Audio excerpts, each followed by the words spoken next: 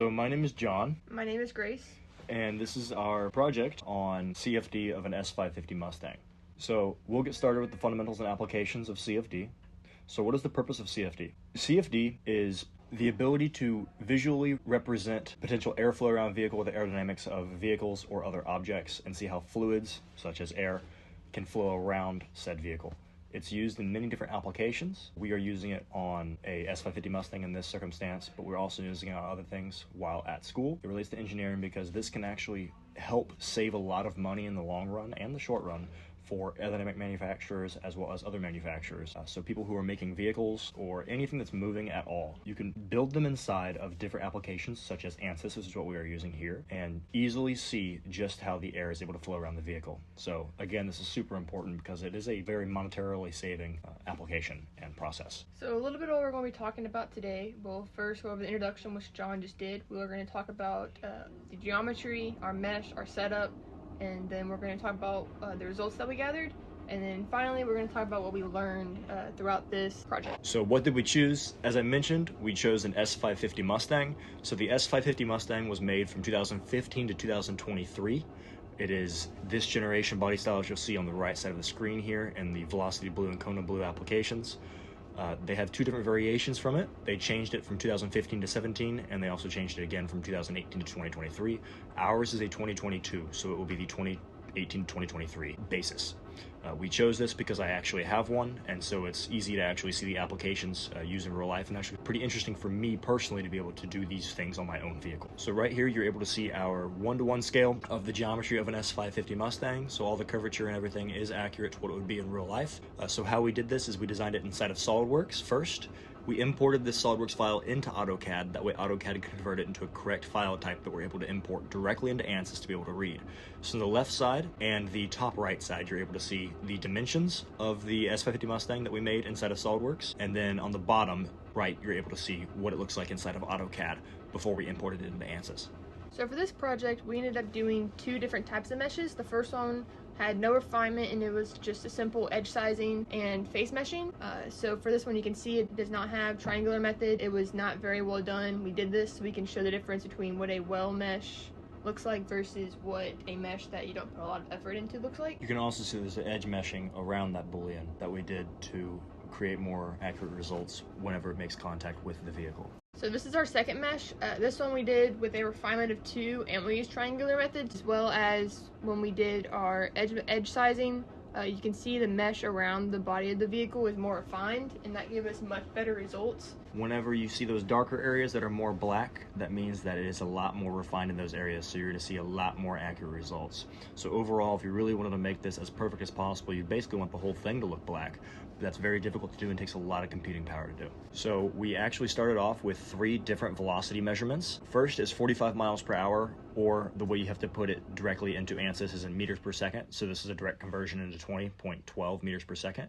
Then we did 55 miles per hour, or 24.59 meters per second, and 65 miles per hour, or 29.06 meters per second. It's a pretty simple thing to input.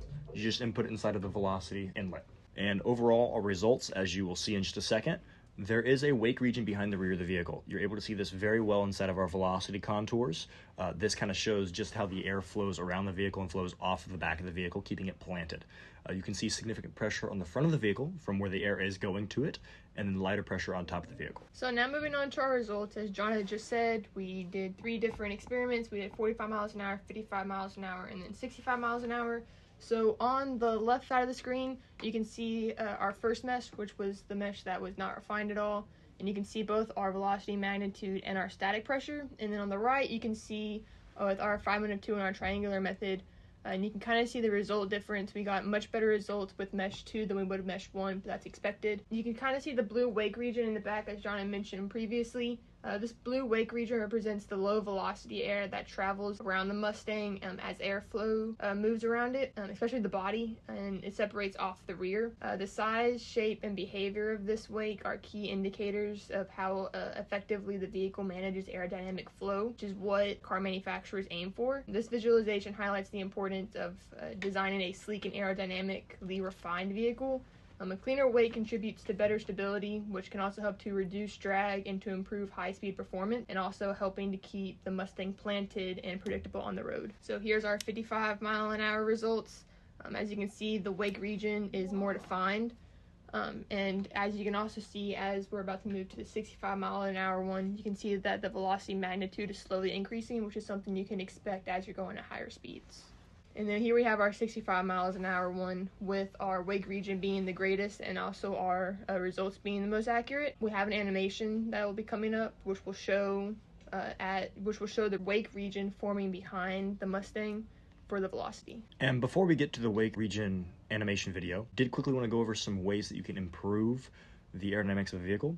So aerodynamics, while they're important in a straight line, they're also super important around curves and just whenever you're driving in general, just when you're turning on the road. So if you're turning at very high speeds, that's when things such as a spoiler come into play, because that spoiler helps create downforce whenever you're turning. It creates more drag whenever you're going in a straight line, so you would see a bigger wake region behind the vehicle than you would in what we have here. So if you use the example of like a GT500, it's going to have more drag in a straight line, but it's going to be a better around a track, which is why it's a track car. So with the fastback design of it, there really isn't much you can do to this regular design of the vehicle without the addition of a spoiler in a straight line that would change things. So here's our animation video that will be showing. As we had mentioned before, you can start to see the wake region start to form behind the vehicle as it's slowly accelerating to 65 miles an hour. And then you can also see on the left how our velocity magnitude is changing as the car is maintaining a constant speed of 65 miles an hour.